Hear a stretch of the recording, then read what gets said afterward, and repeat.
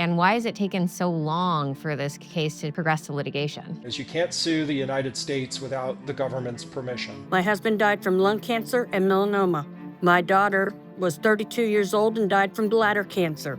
She was born at Camp Lejeune. This is a Marine base in North Carolina, and the contaminants had been dumped into the water there over a period of almost 40 years. Hundreds and thousands of people were exposed to these contaminants. The government just covered it up and didn't say anything about it. I had 3 cancers I was fighting at one time. If we can't even, as a nation, address something as egregious as the Camp Lejeune mass poisoning, what can we do?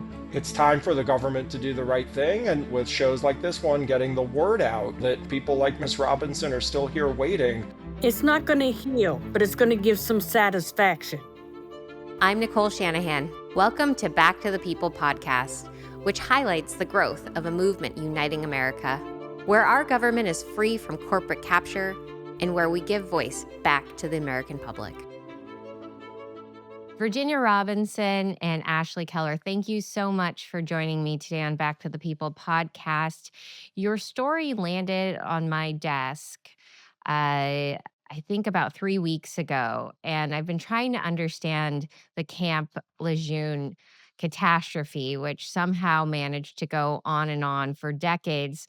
The government knew it had toxic water on the base. This is a military base here in the United States, and did not warn any of the members on the base about these contaminants in the water. And I just got a list of these contaminants: PCE, TCE, benzene, and vinyl chloride at very high levels in the water source. And my first question was, how did it get there? And I found out, and you'll know more, and I want to hear from you, but from a local laundromat. What's the real story? It happened because there is a laundromat on base for the military to use for their services, for their uniforms. They tried to blame a laundromat out in town. Water doesn't roll uphill. The laundromat apparently was using the chemicals. Nobody knows exactly what chemicals were being used, but we were drinking water, we were taking baths. I mean, I lived in base housing a couple of times, different places. We lived in Twall Terrace. We lived in Berkeley Manor. Berkeley Manor is main side. That's where all the chemicals were found, was mostly main side. But the water sources went between the housing areas. They just said it was the laundromat on base. They know that, but they shut a laundromat out in town because they were going after them for it. But there was a laundromat on base. My mother used to work in a building on base, Building 4, and the laundromat was right next to her. Mhm. I mean, we all knew where the laundromat was. We rode on buses to go all over. The movie theater was across the street. I mean, Camp Lejeune, everything was centrally located for the kids to get on buses, and you could go places like shopping and, whatever. Virginia, what was your role on base? Were you I was a dependent child. okay? You were a child on the base, Yes. I moved to base when I was 2 years old. 2 years old. And now I'm trying to understand the history of Camp Lejeune and the impact it's had on our vets, and their family members that lived on this base, because I don't think people understand what a catastrophic humanitarian uh, issue this is. This is the U.S. government knowingly allowing, how many people lived on this space at the time? So the number, Nicole, it's staggering. To set the stage, this is a Marine base in North Carolina, and the contaminants that you were describing just a moment ago had been dumped into the water there over a period of almost 40 years, from the 50s to the 80s. So as you can imagine, hundreds of thousands of people passed through that base over that window of time, because there were Marines who had to train there. There were their wives or their husbands who had to live there with them. There were children like Virginia. So over the course of this period of time, hundreds and thousands of people were exposed to these contaminants. And that's why you now have 400,000 people like Miss Robinson who have submitted claims to the Department of Navy for the harm that they've experienced from exposure to this water, brushing their teeth, taking a bath, drinking out of the tap, the sorts of things that people do every day when they live somewhere. That's the sort of nature of the humanitarian and environmental crisis that was imposed on these people. And Mr. Keller, you're the lead attorney on this case representing Miss Robinson, Virginia, and many other victims. Why did you decide to take this case, and why has it taken so long for this case to progress to litigation? Yeah, so we have the privilege of representing tens of thousands of people like Miss Robinson. A lot of them wore the uniform, and the rest are family members who were exposed. Part of the reason it took so long is you can't sue the United States without the government's permission. So after the water contamination was discovered by the government for quite a long time, the government just covered it up and didn't say anything about it. So people started developing cancer or Parkinson's disease or all of the other problems that are caused by those chemical exposures that you referenced. And at first, they didn't know that there was a connection. Then the community started to galvanize and realize that people who had been on this base were experiencing these conditions at much higher rates than the background risk. And the government finally fessed up a little bit and said, we'll start to extend VA benefits to people who are entitled to them and say that this is a service connection so that you can get health care from the VA. But it wasn't until 2022 that a bipartisan coalition came together, 87 votes in the United States Senate to pass the Camp Lejeune Justice Act, which repealed sovereign immunity, which is just fancy lawyer speak for saying you now have permission to sue the United States. You can bring these claims. So Republicans and Democrats came together to push this forward. President Biden signed the legislation, and people like Ms. Robinson finally thought that they were going to get some relief. But here we are 3 years later, and of the 400,000 claims that have been submitted to the Department of Navy, the government has settled only a couple hundred of them. And for everybody else, they're taking the position that they're not entitled, the people like Ms. Robinson are not entitled to compensation.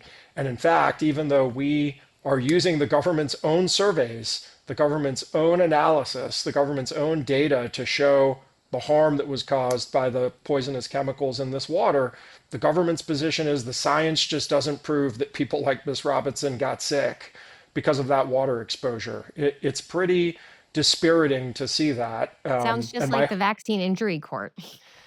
it sounds like a lot of things that we see from the government. And my hope is that though the Department of Justice under the last administration was pretty slow, I'd like to be optimistic that this administration is going to speed things up. Yeah, well, I mean, thanks for taking on this case. That is a lot of victims. 400,000 Yeah, names on that yeah, list. that's What right. what are the kinds of injuries? I'll let Miss Robinson talk more about her experience. She has gone through quite a bit, but I've had it's 7. all sorts of cancers, neurological problems, Parkinson's disease, miscarriages. It's a lot of terrible stuff. Mhm. I was 20 years old. They said I had the flu. I went to a naval hospital base. I went to Camp Lejeune for this. My mother had to land up taking me in the back of her car because whenever this happened, it was in 1978. Ambulances you didn't really have 911 back then. You had to call the ambulance place to come get you.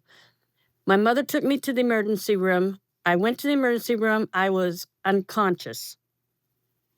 I fought the flu for 3 weeks, but it wasn't the flu. They prescribed Dimetapp, Robitussin, and Tylenol. When I got to the hospital, they put me in ICU because they didn't know what was wrong with me. I had 2 units of blood pumped into me. Oh, we have a problem with her. Let's send her to Portsmouth, Virginia. I got medevaced. When I got medevaced, I was put into isolation because nobody knew what was wrong with me. Later, it came out that I had a leukemia. But they said it was Wilson's disease, but it wasn't because I had to have 18 units of blood at Camp Lejeune or at Portsmouth to keep me alive. The doctor I had was a hematologist, oncologist, and he took me through, and he even helped me after I had a child. He was still my doctor. He would still take care of me. First I had the leukemia. Then in 1989, when I gave birth to my second child, I had cervix cancer. not the joke one, but the real cervix cancer. They did a burnout surgery on me to get the cancer cells. And I was okay until 2010. In 2010, I developed colon cancer. Nobody in my family had colon problems. Oh, just me. I had to have my ascending colon taken out. I had to go through chemotherapy for 9 months. Next one, 2015. My husband died in.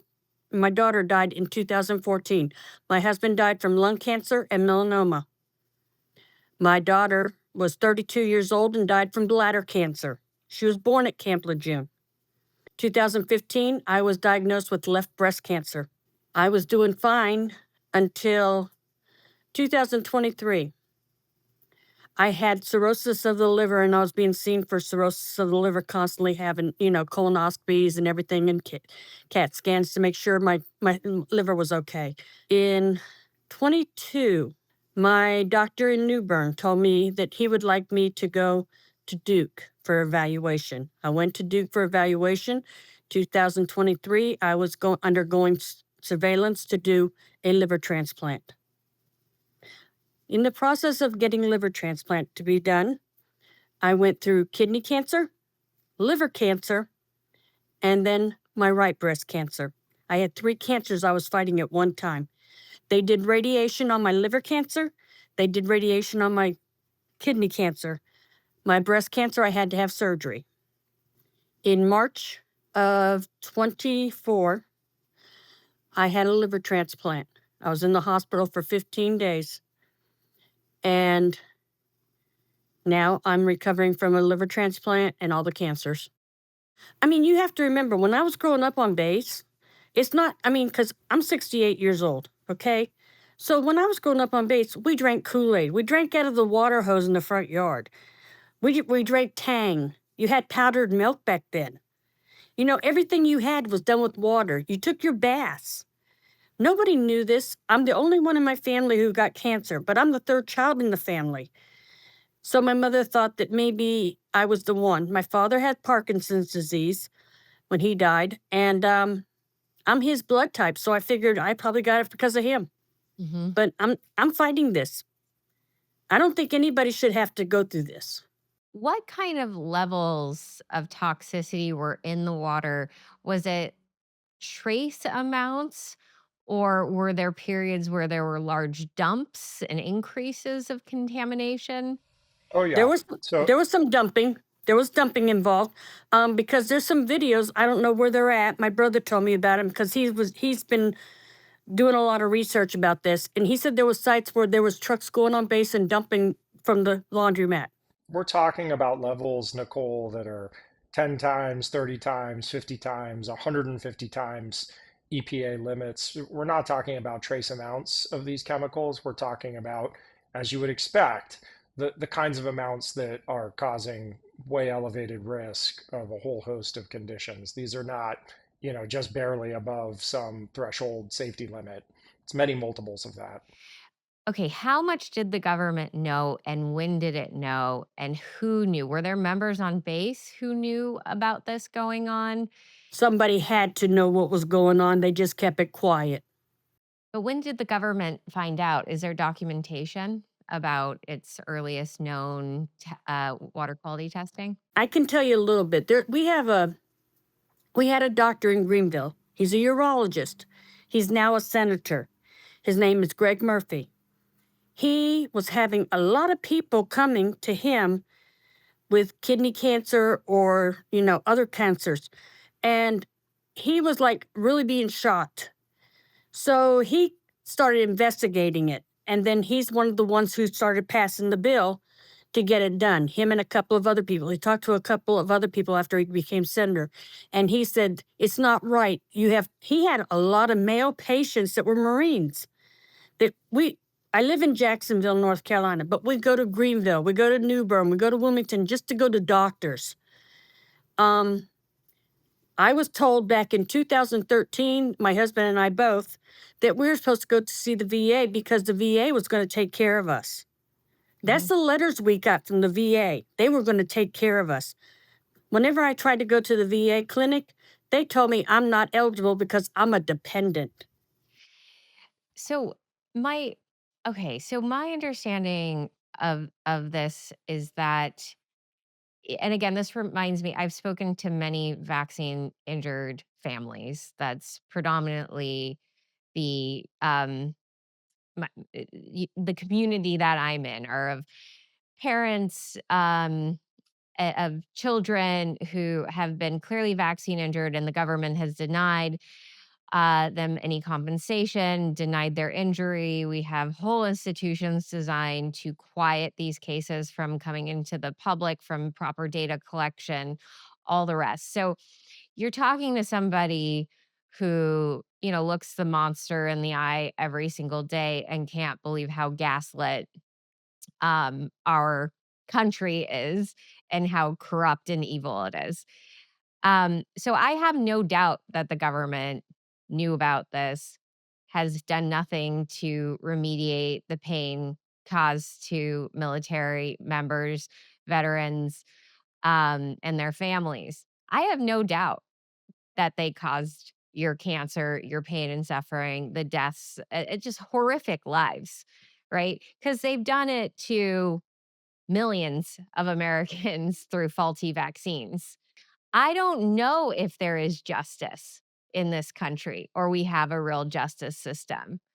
I oftentimes, tell people like, you gotta just look out for yourself. You have to test your own water. Trust no one. Definitely don't trust the government, because the government does not care. Now, what makes this case different is that these are our service members, right? These are service members and their families that have given up their life for our freedom, to protect our Constitution, to protect our borders.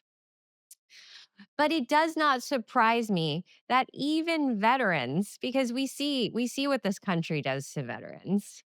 We see how irreverent many Americans have become about taking care of our service members. We see veterans on the streets, uncompensated. Meanwhile, we have, immigrants uh, coming in undocumented and just getting hotel rooms, getting money, getting healthcare, better healthcare than our veterans, right?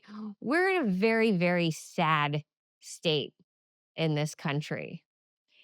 And I was sent this Camp Lejeune case because I was told that this is an important one for the US government to get right if it hopes to even have a future as a country, as a sovereign nation, as a country where young people want to sign up and put their lives on the line to protect the Constitution.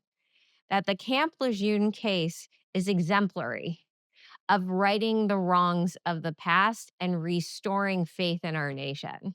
So that's why I decided to take this interview, is because there is ongoing, knowing, even willful poisoning of the American public right now. And Camp Lejeune is an egregious case, but there's we know fluoride, for example, is terrible for neurodevelopmental health. But yet fluoride is still in much of our water system. If we can't even, as a nation, address something as egregious as the Camp Lejeune mass poisoning of our service members, what can we do? Calling all curious minds. Thrill seekers, deep thinkers, debate lovers, story chasers. Those who question everything and those who just love a great read. At Skyhorse Publishing, everything is on the table. And we mean everything. We stand for free thought, bold ideas, and fearless storytelling. Whether it's uncovering the truth, teaching a new skill, or sparking inspiration, we publish books that matter. With 12,000 plus titles in print and 400 more on the way, Skyhorse is one of the most dynamic independent publishers. We challenge the status quo. We bring every perspective to the table, giving readers a place to explore, question, and grow. Want the truth behind the headlines? Read Rand Paul's Deception, The Great COVID Cover-Up. And pull back the curtain on power and public health with RFK Jr.'s The Real Anthony Fauci. Work hard, move fast, have fun, and change lives for the better. That's the Skyhorse way. Go to skyhorsepublishing.com/BTP to learn more. Skyhorse Publishing. Get reading because the sky's the limit. Yeah, I think you're hitting on exactly the right issue. It is extremely important for the government to get this right. We're facing a recruitment crisis in the military that's been well documented for a long time, and no one's going to want to wear the uniform of the United States if they think that the government doesn't have their back. And if they do something wrong, they're not going to try and make it right. As you said, the government definitely knew about this. The first wells that were evaluated by the EPA, that happened in the 1980s, and they shut down some of those wells. So they knew that there were contaminants in this water, and they now know that a huge population of people have been adversely impacted. So yes, it is critical that the government do the right thing here. We all have some cynicism in us because we've seen that the government hasn't always made good on its promises, but let me strike perhaps a more optimistic tone and say, I think everybody agrees that you have to take care of people who served in the military or their family members because they can't test the water themselves. She said you have to take care of yourself, and I agree. Yeah, you can't trust anybody in this world, and so you should be looking out for yourself. But particularly when you're in the military, you have to follow orders. And if they tell you to go to this base, that's where you're going to live and train. And if that's where your family has to be stationed, that's where they have to be stationed. So these are people who are putting it all on the line for all of us who have no ability to take care of themselves. They have to do what the government tells them. And I think we all have a bipartisan sense that that is a community that we can take care of if something has been done wrong to them. We have spent upwards of $200 billion taking care of the people of Ukraine and helping them fight that battle with Russia. A fraction of that amount would take care of people like Ms. Robinson and those who have submitted their claims to the Department of Navy. So it's time for the government to do the right thing. And I'm going to choose to be hopeful that, particularly with shows like this one, getting the word out and reminding people that even though the Camp Lejeune Justice Act passed in 2022, people like Ms. Robinson are still here waiting, that's going to light a fire under the civilian leadership all the way up to the White House and the Oval Office. And my hope is that those people in this administration are going to finally get going.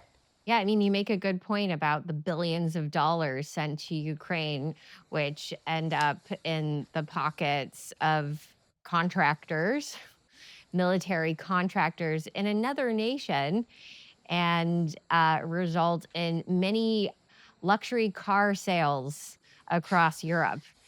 And that's just the reality. I mean, you go to the Swiss Alps. I think Tucker Carlson talked about this, and he said there were a lot of very, very, very wealthy Ukrainians there. Where did all of that money come from? Aren't they in the middle of a war? And there's no doubt that the amount of corruption in this country has left not only the injured uncompensated, but is responsible for continuing to injure more people. Our country is being sold out. The good people of this country are being sold out.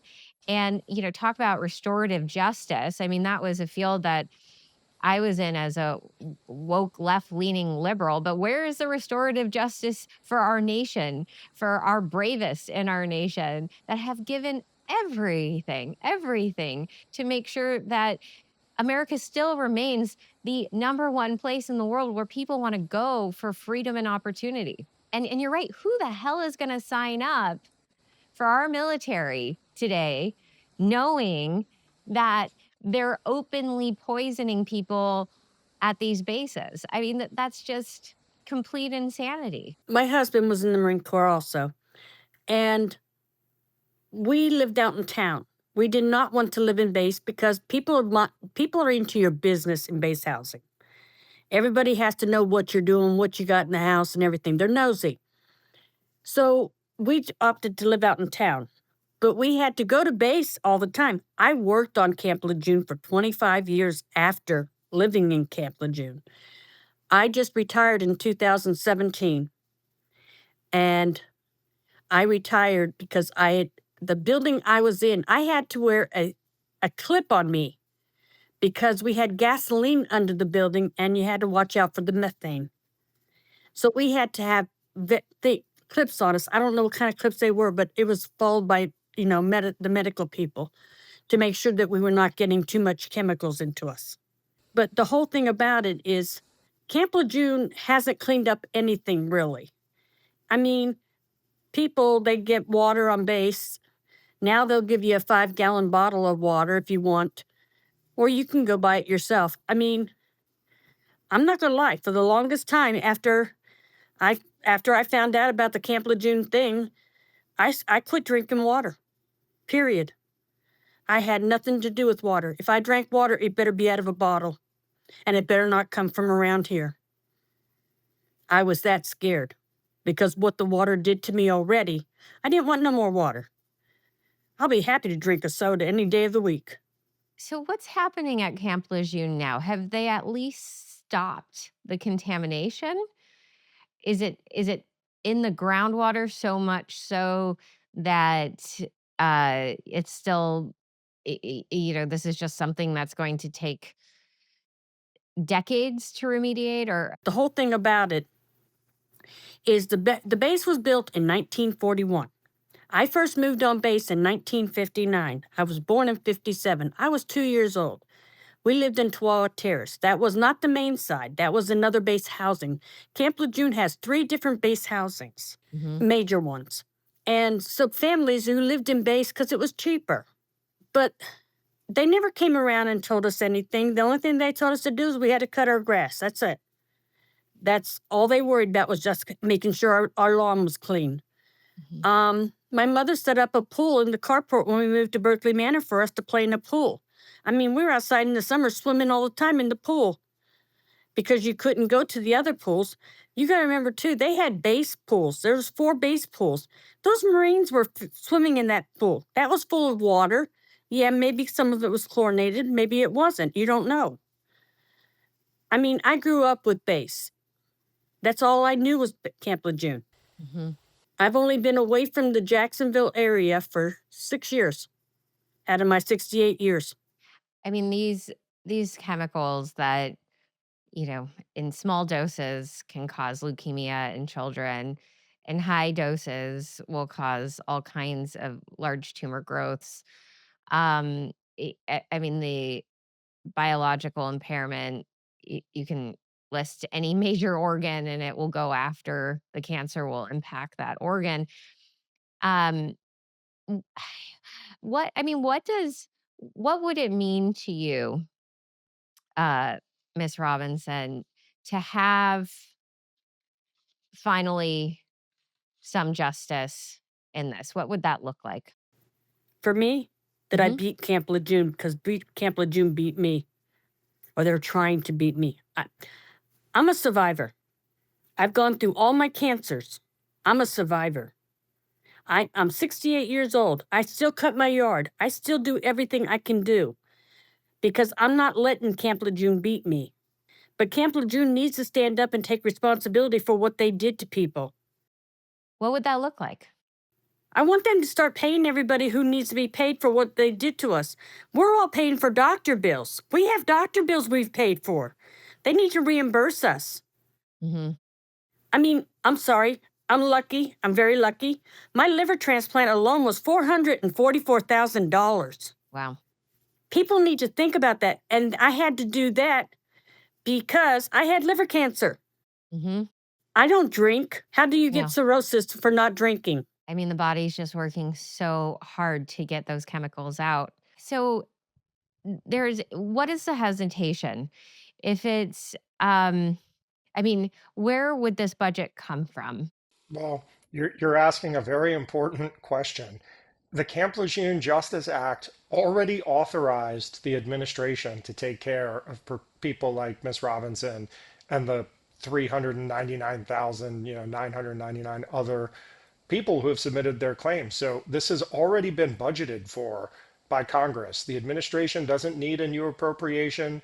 They don't have to ask Congress for new money. This doesn't come up in the regular budgetary process. So there's full authority right now today for this to be taken care of. That's actually a really important point because, Congress is so dysfunctional.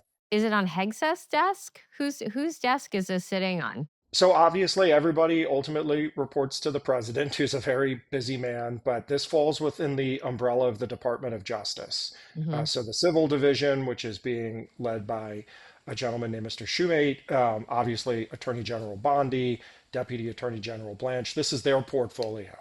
Okay, so this rolls up to Bondi's office, who's more busy right now, They focusing. definitely have a lot going on, no doubt Well, about it. no, no, no. I'm going to call her out right now. I mean, Pam Bondi is more interested in suppressing speech of a copy mat, a print, one of these like Kinko's places. I mean, I'm really disappointed in her on many levels. I don't know who's directing her to do what these days, but I mean, this is something that would be obvious to do, especially if the budget's already there, and I'm sure she's heard about it. Instead, she's going after like a Kinko's print shop for not printing some things, you know. Um, and eh, and I just think it's misplaced. I think that this is a DOJ right now that's just misprioritizing things, getting caught up in silly fights, letting um, big tech companies get away with censorship. And I haven't seen anything from this DOJ yet that I'm so impressed by. And I'd like to see them move this forward so that I can be excited about this DOJ. I want to be. I want to see justice or some semblance of it. There's no way to account for, I mean, money can't heal the suffering. It can't. The suffering's been done. It's not going to heal, but it's going to give some satisfaction. Well, it'll give you some satisfaction. But when we think about our future and our nation, at least that acknowledgement states that there was wrongdoing. And with that wrongdoing being acknowledged, there will be steps put in place to test the water, to notify our service members of what's going on base so that they can protect themselves. If you were notified as to what was in that water, your mother was, she would have taken steps to protect her family. There's another point there too. I think Mhm. it's exactly right. The government of the United States needs to take responsibility. Everybody should at least be able to acknowledge that something wrong was done here, very wrong, to a very important and deserving population. And Mhm. so this DOJ can take responsibility. But the important point I would make is this DOJ, all of the people who are within it, they're not the ones who did anything wrong. So they have a chance here to take responsibility for someone else's mess up. Yep. That seems like a no-brainer, right? General Bondi can do the right thing, and she's not even admitting that she did something wrong. It's something that people did wrong 30 or 40 years ago. And she has a budget for it. I mean, from my understanding, she has the budget for it. It's been earmarked. That's right. She could do this tomorrow with the permission of the president. And are you aware if the president is aware of this case or has heard of it or understands the dynamics of it? I don't know. Obviously, President Trump is extremely busy, and Yeah. he's in the first several months of a new term. He's trying to stop a world war and he's doing a pretty good job. He's overseas today and dealing with international relations, which Mhm. I agree with you. He's done a very good job superintending. So I don't know if this has risen to his level or how much detail he has about it, but I hope it does because I know he cares about veterans. What kind of authorization does he need to give to Pam Bondi, or can the DOJ act on this independently? So no one in the executive branch can act independent of the president. Ultimately, it's his executive branch. Everyone works for him. But I am confident that if the Department of Justice, led by General Bondi, made a recommendation to him, that he would take it seriously and probably accept it if she came up with a path forward to take care of people like Miss Robinson. So no one needs anything extra from Congress. Ultimately, the executive branch can deal with this right now. All right. Well, let's see how to make that easy for President Trump because this seems like a very easy win, especially if the funds have been allocated. As you said, that is a really, really, really big part of this story, is that the funds have already been allocated. So, what is the holdup? Do you think there's an administrative hurdle that they just simply don't know how to process this number of cases? I mean, for instance, Stephen Miller accurately estimated that we needed 10,000 new ICE attorneys in order to process the millions of amnesty applications that are currently waiting. And we just simply didn't have the lawyers for it, the government lawyers. Is there something similar going on here where we just simply don't have enough administrators to deal with such a large number of cases? Well, look, you know that I'm Miss Robinson's lawyer and I'm the lawyer for the victims. So take this with a pinch of salt if you want to, but I don't buy that excuse. These are people who served in the military or lived on base because they were related to a military family member. The government's the one who has their records. So the government has all of the documentation it needs to see that these people have worthy claims.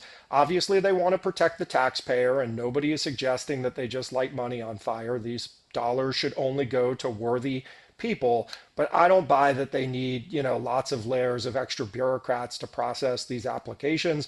They can just admit that they've done something wrong and recognize that and then come up with a compensation scheme that's fair. And if they're prepared to do that, they're going to have very willing negotiating partners with people like me and the other plaintiffs' lawyers who are leading this litigation on behalf of people like Ms. Robinson. So if there's a will on that side of the table, they will have a very constructive conversation on this side of the table.